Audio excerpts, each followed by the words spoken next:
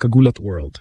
Ito na ang kwento ng isang dalagang Pinay na nagpakita ng bangis at ngipin sa gitna ng matitinding European tennis circuit at nagpapaalala sa buong mundo na hindi pa patapos ang laban para sa Grand Slam dreams ng Pilipinas.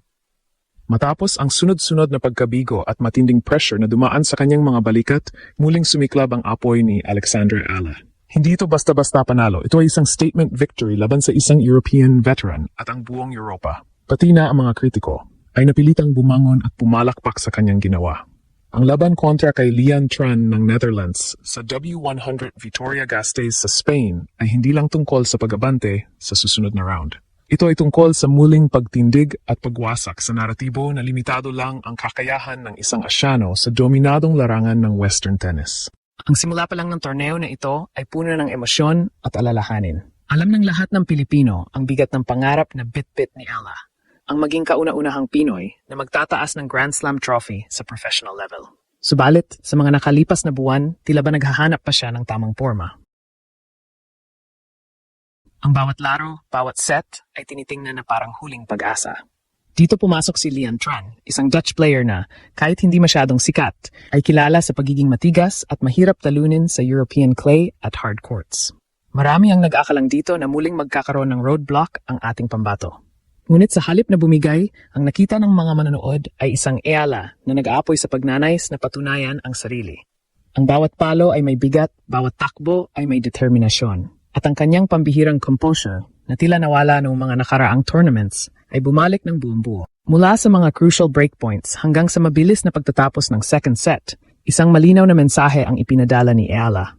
Seryoso siya sa kanyang comeback. Ang 6-4, 6-2 sweep laban kay Tran ay hindi lang nagbigay daan para sa kanyang sensational run sa torneo na ito, kung saan niya tuluyang inangkin ang parehong singles at doubles titles. Higit pa rito, binuhay nito ang matagal ng inaasam ng bansa. Ang pag-asa na ang kanyang WTA at Grand Slam goals ay hindi na lang pangarap, kundi isang nalalapit na katotohanan. Dito natin makikita ang tunay na diwa ng ginulat ang mundo. Sa bawat tagumpay ni Eala, hindi lang siya ang nananalo, kundi pati na ang kaluluwa at paniniwala ng bawat Pilipino. Handa na ba talaga siyang hamunin ang mga higante ng tennis? Manatili at tuklasin kung paano nagbago ang diskarte niya para durugin ang kanyang kalaban at paano ito nakaapekto sa kanyang pangarap na Grand Slam. Ang bawat profesional na atleta ay may crossroad moment sa kanilang karera.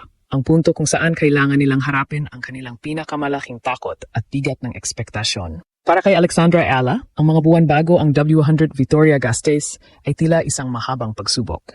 Ang media, ang fans, at maging ang sarili niyang ambisyon ay naglagay ng matinding pressure na tila nakapigil sa kanyang naturalesa. Sa bawat laro na hindi niya napapapanalunan, mas dumarami ang tanong.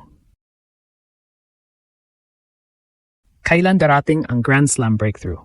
Ang Pilipinas, na kilalang sport-crazy nation, ay halos humihinga sa bawat palo niya at ang bigat na ito ay nagdulot ng mga pagkakamali at pag-aalinlangan.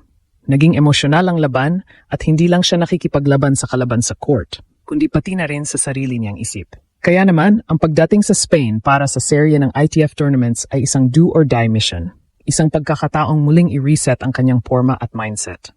Ang laban niya kontra kay Lian Tran ay nagbigay ng agarang kislap ng pagbabago. Sa simula pa lang ng first set, makikita na ang dekalidad na laro ni Tran. Bilang isang Dutch player, dumaan siya sa mahigpit na European system at nagpakita ng solidong baseline defense.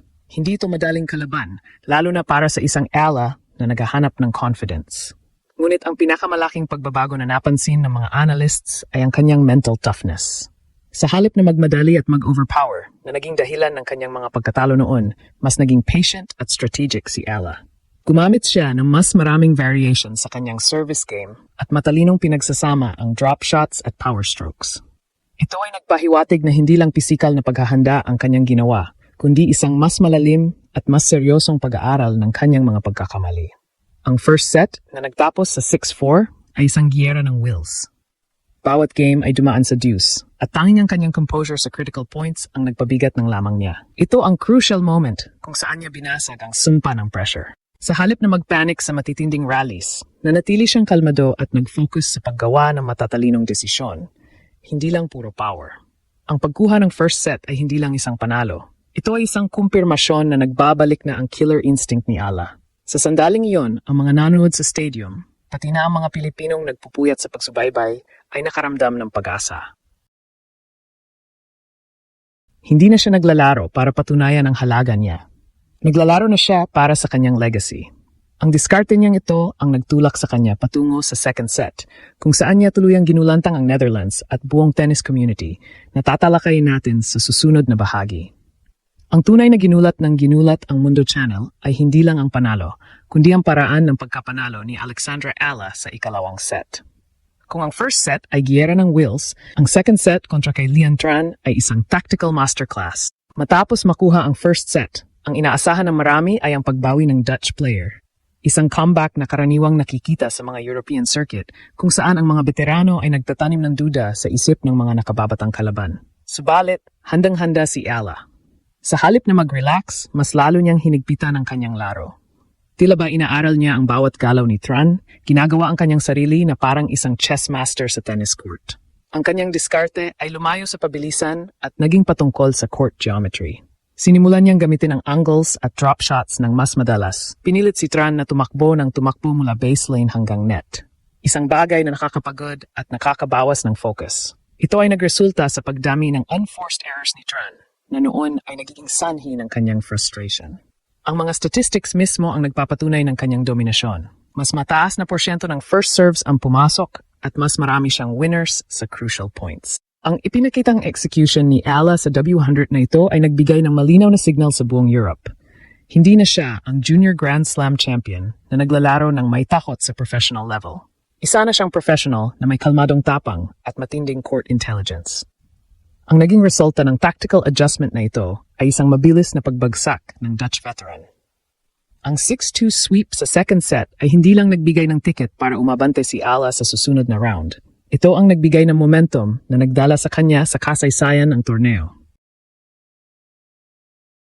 Ang panalo laban kay Tran ay naging catalyst para sa isang historic run kung saan tuluyan niyang inangkin ang singles at doubles titles ng W100 Vitoria-Gasteiz, ang kanyang pinakamalaking professional title sa oras na iyon. Ang twin title na ito ay hindi na lang nagdulot ng Pinoy pride, kundi nagbigay ng napapalaking tulong sa kanyang WTA ranking, isang essential na hakbang para maabot ang kanyang ultimate goal. Ang mga puntos na nakuha niya dito ay nagdala sa kanya papalapit sa top 100 ng WTA.